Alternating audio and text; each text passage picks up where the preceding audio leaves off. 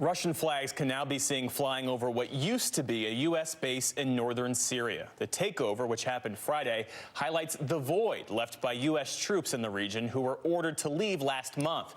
NBC's Richard Engel says the Kurds are still under attack by Turkey, even as recent as early this morning. He also reports the Kurds are appalled that as these attacks continue, President Trump went through with a visit for Turkey's President Erdogan at the White House earlier this past week. And as Axios first reported, while in the Oval Office, President Erdogan used his iPad to play propaganda video that depicted Kurds as terrorists. Senator Lindsey Graham later called the video a non-persuasive moment. Joining me now to talk about that and much more is former Secretary of the U.S. Navy, Ray Mabus. Thanks for your time this evening. It's great to talk with you. Great to be here.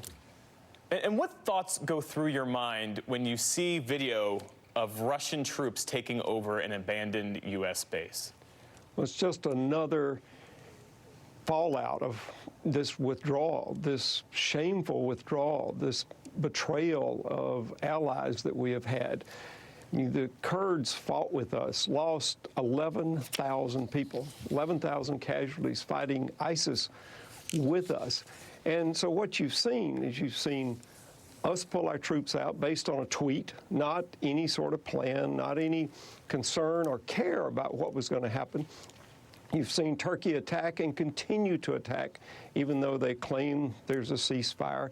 You've seen atrocities that you've got footage of now committed by the Turkish forces or people fighting with the Turks.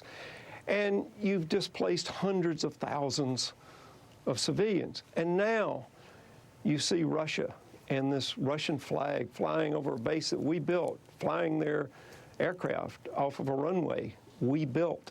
This was a huge, huge bonus and gift to Russia, to Assad in Syria, to ISIS, to Iran. And there's just no way to spin it to make it look good. And the final point that you just made, the fact that while all this is going on, our president welcomed Erdogan into the Oval Office. The fact that he said he was a big fan of, a strong man, a person that is attacking people, killing civilians, and generally turning a relatively peaceful part of Syria that had been calmed down after this atrocious civil war into one of the fierce battlegrounds now in the Middle East.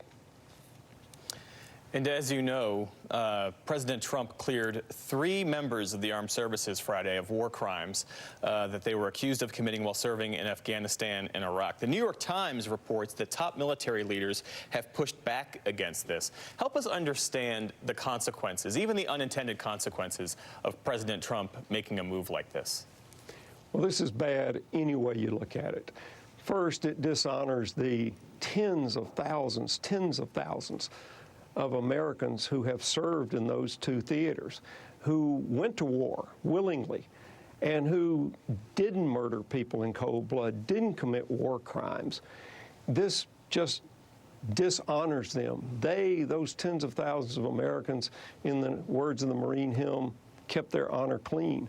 And then secondly, it undermines our whole military justice system, because that's what we depend on to keep good order and discipline in the ranks, that people know that if you do something like this, you're going to be held accountable. You're going to be held accountable by our military justice system. So in one case, a person was found guilty of cold-blooded murder, sentenced to 19 years. He's been pardoned. The other one, person was charged with murder, hadn't even gone to trial yet, been pardoned.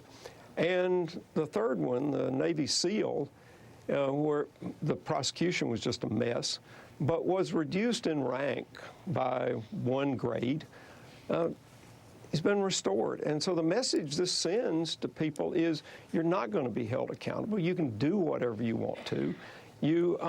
There are no consequences for really bad acts. And as I said, it completely dishonors those Americans who have fought and many of them who have died in Iraq and Afghanistan without feeling the need to do these horrendous breaches of law.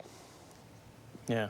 You know, one of the questions of our day is how much Donald Trump has changed the presidency. We know the presidency hasn't changed him that much. How much do you think he has changed the role of commander-in-chief? Well, one of the things that the military really needs and expects and should expect is stability and certainty. And the thing that he has taken away is this leadership by tweet, this being a commander-in-chief without checking with people, without trying to understand what the consequences of his policy will be, taking the military by surprise, changing our policy on a whim, not to advance American interests, but evidently, like in the case with Turkey and Syria, just to appease a strongman, just to suck up to a strong man in that part of the world. And that's a very, very dangerous trend. The other thing that he's done, he keeps referring to members of the military as my generals. They're not his generals. They swear an oath to the Constitution of the United States. They don't swear an oath to any president. They don't swear an oath to any particular person. They swear an oath that says, I will defend and protect the Constitution of the United States against all enemies, foreign and domestic. Secretary Ray Mabus, thanks for your time this evening, sir. I really appreciate it. In our next hour, Eli Stokel